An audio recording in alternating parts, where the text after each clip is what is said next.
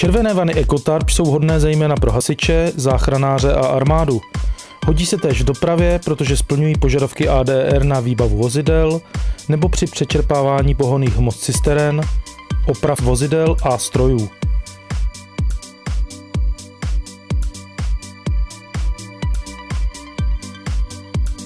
Vany jsou samonosné díky výstuhám, které jsou zavařeny v bocích van.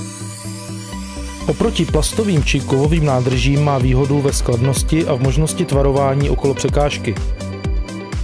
Pro zvýšení chemické odolnosti a prodloužení životnosti je vhodné použít rezistenční vložku.